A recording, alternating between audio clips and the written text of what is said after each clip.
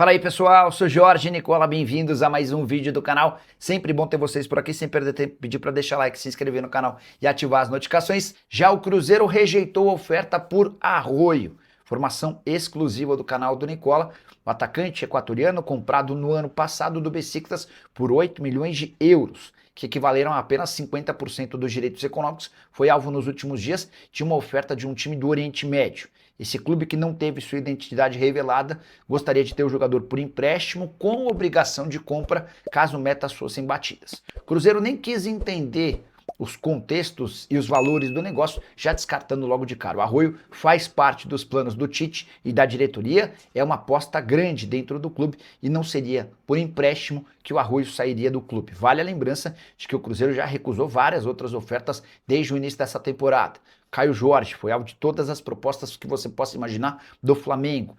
O Cauã Prates e o Kaique, dois laterais esquerdos, também tiveram ofertas do futebol europeu. O Cruzeiro que ainda recusou a oferta pelo Jonathan Jesus do Zenit, operação que giraria na casa dos 10 milhões de euros. E em meio a tantas recusas, pode acabar de o Cruzeiro vender nas próximas horas Rian Guilherme, 23 anos de idade, jogador que recebeu uma proposta do Rio Ave de Portugal por 2,5 milhões de euros. Fala, Pedro Abílio, um abraço para você, para quem nos acompanha no Rádio Esportes da Itatiaia. Após a derrota de ontem, os jogadores do Cruzeiro voltam aos trabalhos à tarde na Toca da Raposa, pensando na partida contra o Botafogo, jogo na quinta-feira, às 9h30 da noite, no estádio Newton Santos. Para esse compromisso, fica a dúvida, por exemplo, se o técnico Tite já vai contar com o zagueiro Vidalba. É que o argentino vem participando dos últimos treinos do Cruzeiro após se recuperar de uma lesão no tornozelo ainda na semifinal da Copa do Brasil em dezembro do ano passado. Vamos ver se o Vidalba vai ter condições de ser opção para a zaga celeste. E o Cruzeiro está negociando o meio-campista Rian Guilherme com o Rio Ave de Portugal. Uma informação naquela parceria com o Lucas Barbosa, craque do itatiaisport.com.br, mais ou menos aí 2,5 milhões de euros. O jogador deixando a Toca da Raposa, ele que fez 3 partidas essa temporada, chegou em setembro do ano passado, poucas oportunidades com o técnico Leonardo Jardim, iniciou o ano como titular naquele time alternativo do Cruzeiro e agora, sendo negociado, só falta o Cruzeiro anunciar a transferência. Segue com você, Pedro Abílio. Obrigado, Emerson Pansieri. Quais são os times que seguem invictos no Campeonato Mineiro? Você sabe? É a pergunta premiada de hoje no Rádio Esportes. Valendo pares de ingressos para Galo e Palmeiras, estreia do Atlético no Campeonato Brasileiro nesta quarta, 7 da noite na Arena MRV, com oferecimento Galo na Veia. Tem kit de produtos Top Food, pão de queijo, biscoito de queijo, broinha de fubá e pão de queijo recheado. Top Food, se é o melhor de Minas, é o melhor do mundo. E tem também um vale combustível de 40 litros, você de tanque cheio, na rede de postos Beija-Flor. Já baixa o app Beija-Flor Pontua e fique ligado para sair aditivado hoje. Participe no WhatsApp no 31996519657 com mensagem de texto ou aqui pelo YouTube da Itatiaia, no Itatiaia Esporte também, sem se esquecer de informar o nome completo e o prêmio que você quer ganhar. Quais os times seguem invictos no Campeonato Mineiro? Nath Fiuza, quais lições o Cruzeiro tira desse clássico? E queria que você emendasse também no seu comentário a saída do Rian Guilherme, que a gente imaginava, né, que tivesse ganhando espaço por conta dos primeiros jogos com o time alternativo na temporada em que o Tite usou ele como titular. Nath. Pois é, acho que de lições aí para o Cruzeiro fica essa questão da competitividade, né, do alto nível. A gente ouvia há pouco entrevistas, o próprio Matheus Pereira falava sobre isso. Segundo tempo, a gente voltou meio desligado, voltou meio displicente. Era a impressão que já dava antes mesmo do Atlético fazer o seu primeiro gol com o Bernard, um Cruzeiro que não estava na mesma rotação que o seu adversário e na rotação, na intensidade que o time precisava para uma partida daquele tamanho, porque a gente sempre fala, o clássico é um campeonato à parte, né? E o adversário que o Cruzeiro teve agora, o Atlético, é um time de Série A. A Série A tá batendo a porta. Na quinta-feira é o Botafogo. São desafios difíceis que estão por vir. O futebol brasileiro, de modo geral, é muito equilibrado. Não perdoa vacilos, né? Displicência, falta de concentração. Então, acho que essa é a principal lição que se fica. Mas sempre ponderando que é início de temporada, tá todo mundo ainda pegando o ritmo, a condição física não tá ali na ideal. Isso também pesa para um segundo tempo. Mas achei que o Cruzeiro caiu muito na segunda segunda etapa, principalmente sendo dentro do campo um time meio sem estratégia, sem identidade. É natural que a gente veja cada vez menos o Cruzeiro do Jardim e cada vez mais um Cruzeiro do Tite, e esse Cruzeiro do Tite tende a ter mais a bola, né? Tende a ter mais a posse, trabalhar mais de pé em pé, mas não conseguiu fazer isso de maneira produtiva no segundo tempo, e é algo que o Tite precisa ajustar, porque vai encontrar adversários com muita pegada, com muita marcação, como encontrou ontem um time do Atlético bem postado, né? Achei que as mexidas ali, essa questão de tirar o Lucas Silva, não fazia um grande jogo, mas acho que o meio-campo do Cruzeiro é um meio-campo muito encaixado. Quando se mexe nisso, parece que as coisas saem um pouco do trilho. O Gerson não participou tanto, mas conseguiu ser ativo no jogo, né? Participou da jogada que poderia ter originado o gol ali do Arroio, enfim. Acho que a tendência é que daqui a pouco ele esteja mesmo entre os titulares. E sobre o volante, né? O Rian Guilherme, eu estava gostando dele, eu acho que era uma boa alternativa ali pro Romero, apesar de que ainda muito jovem, precisando de mais minutagem, mas mostrava qualidade. Romero que hoje não tem meio que um substituto, né? Já que o Wallace está com essa situação indefinida, o Cruzeiro deve ter enxergado ali como uma boa possibilidade de negócio, mas é uma posição que fica em alerta no elenco, né? Porque é uma posição que geralmente precisa de reposição, porque está sempre amarelado, enfim, suspenso, é uma posição ali que o jogador fica muito exposto, e o Cruzeiro hoje não tem um reserva para o Lucas Romero, né? Minutos Nath Fiuza, o Cruzeiro é bicampeão da Copa São Paulo de Futebol Júnior. Aliás, que grande atuação na competição, né? Com vitórias acima de tudo em todas as fases. E especificamente, né, falando sobre o jogo de ontem no Pacaembu, resistindo a uma pressão muito forte do São Paulo, que basicamente jogava diante de uma torcida que era a maioria, até pela lógica geográfica, mas o Cruzeiro se deu muito bem. Você analisou aqui na Itatiaia, na nossa jornada esportiva ontem, com o Hugo Sérgio, com o Rubens Júnior, com o Adilson Martins. Queria que você falasse da importância, né, Nath? E do que mais chamou atenção nesse time do Cruzeiro, campeão da Copa São Paulo de 2026, Nath. Pois é, Pedro, foi uma grande final. Eu acho que o jogo digno de final, né? Um nível técnico alto, duas equipes que tinham características muito interessantes para chegar a essa decisão. Dois times ofensivos, que gostavam de ter a bola, né? Que não abdicavam do resultado. E foi isso que a gente viu. Um jogo absolutamente aberto, muitas chances criadas para os dois lados, os dois goleiros trabalhando. Mas o Cruzeiro, de modo geral, foi melhor que o São Paulo. Criava as oportunidades com mais consistência, tinha um pouco mais de lucidez com a bola, articulava melhor e fez os seus 2 gols com 2 laterais esquerdos, que aí a gente sabe, né? É sempre tão difícil revelar um lateral, ter bons laterais. O Cruzeiro tem 2 hoje no time principal, que são oriundos da categoria de base, né? O Kaique e o Cauã Prats. Agora vê já surgindo nesse time campeão da Copinha outros 2 bons laterais. O Gustavinho, que faz o 2-1 para o Cruzeiro, acertou um chutaço, um golaço de fora da área, que é outra característica que a gente chamava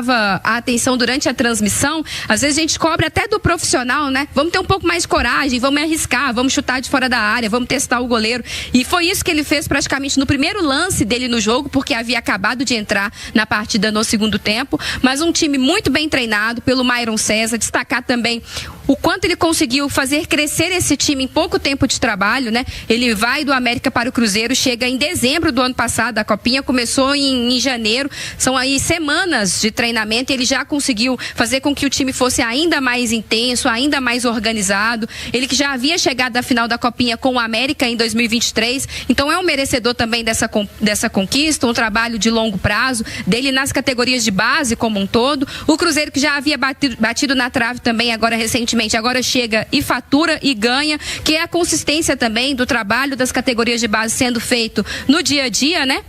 E a gente já tem aí a notícia de que alguns dos atletas vão ser integrados. O Vitor Lamounier é um grande goleiro. A gente fala do Murilo Hickman e do Batistella nesse meio campo. Jogadores inteligentes, de intensidade. O Batistella até mais pensador do jogo, né? Mais criativo. Lá na frente a gente fala do Ryan Leles, que foi bem. Ainda no meio campo tem o Juan. O Juan também foi muito bem. O Juan Gabriel. Então dá aí pro Tite pescar sim algumas coisas e colocar no time principal como alternativas para eles irem ganhando também maturidade, porque talento tem e muito, viu, Pedro? Boa! O que você viu do jogo ontem? Um pau. Um pau? Um pau. Eu vi seus comentários ontem. O segundo tempo foi um pau. Você falou que nos seus comentários que o Jonathan Jesus tinha que pedir para sair. Tinha que pedir para sair. Não. E se ele tivesse próximo à aposentadoria, para sair, para não voltar a jogar futebol mais. CJ, assim, vamos lá. É porque o clássico ele gera muita discussão, porque obviamente é que existem sempre os dois lados, né? A gente sempre, quando faz análise aqui, a gente vai tender para os clubes que a gente cobre, né? No caso, Cruzeiro e Atlético, né? Daqui a pouco vai ter Cruzeiro e Botafogo e Atlético e Palmeiras. A gente vai fazer a análise baseada nas duas equipes, né? E no clássico existem também os dois lados, né? O lado vencedor e o lado do time que perdeu. E no caso do Atlético, o Atlético ontem entrou com uma rotação que há algum tempo eu não via. E se o Atlético tivesse entrado com essa rotação contra o fraquíssimo Lanús, teria vencido a Copa Sul-Americana, ou teria mais possibilidades de vencer a Copa Sul-Americana lá na cidade de Assunção, né? O Atlético encarou o jogo como uma grande decisão, né? E essa questão da mobilização, para mim, fez toda a diferença ontem. O Sampaoli deixou o Tite no bolso dele. O Bernard, inclusive, tá usando aquelas calças cargo, sabe? Sabe, CJ? Aquelas calças cargo, aquelas que tem aqueles bolsão. É pra caber o Fabrício Bruno lá dentro. Porque não tem condição. Porque não tem condição, né? O Dudu também, né?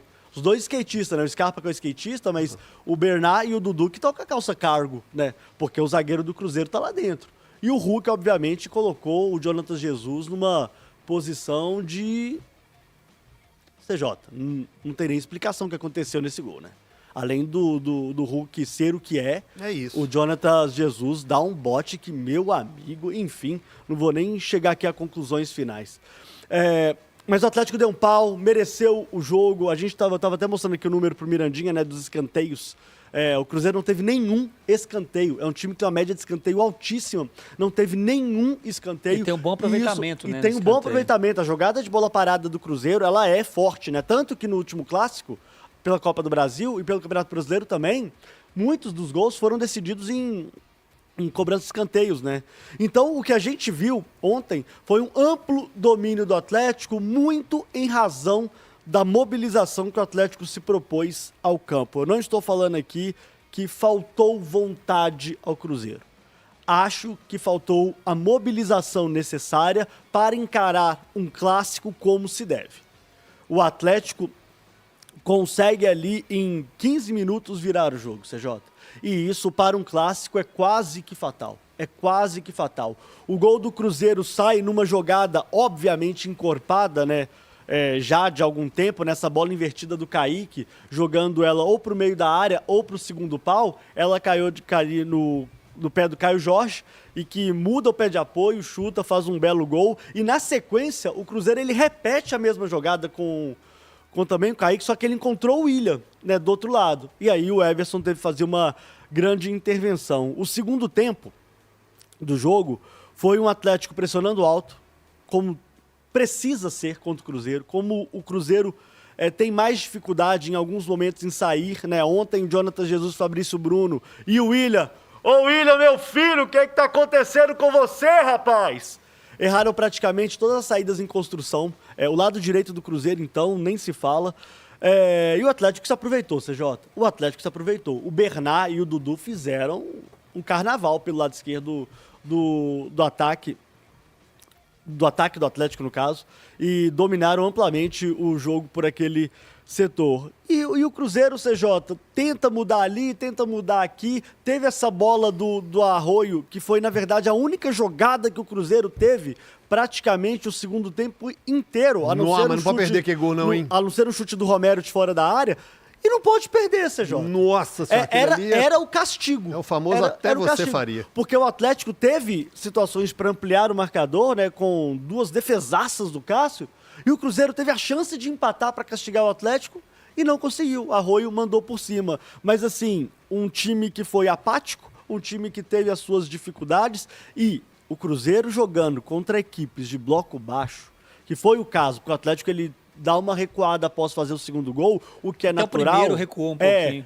O que é natural, a gente até explicou isso ontem na transmissão, isso acontece de maneira até um pouco instintiva, um pouco natural, mas é importante que se diga que esse problema do Cruzeiro já está se tornando um problema crônico e que está irritando o torcedor do Cruzeiro, CJ.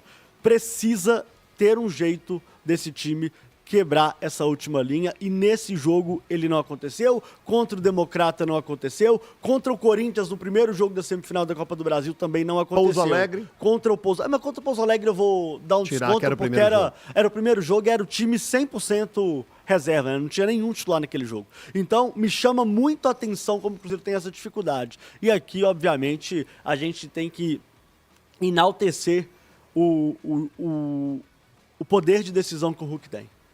Olha aí. Impressionante. Mas eu sempre falei disso. Tempo é o senhor. Eu sempre falei disso. Eu sempre falei que o Atlético tinha uma Hulk dependência. Sempre falei disso, né? E não é agora que eu não vou falar, né? Um golaço, um gol de perna esquerda. Engraçado, quando eu vejo o Jonathan Jesus tomando drible e o Hulk vai armar o chute de perna esquerda, CJ, eu já vi a bola no ângulo. Fala pessoal, estamos aí com atualizações importantes do Cruzeiro. Se inscreva e ative o sininho para receber mais atualizações da Raposa todos os dias. Deixe seu like que é muito importante para o crescimento do canal. Utilize o espaço aqui embaixo para registrar sua opinião.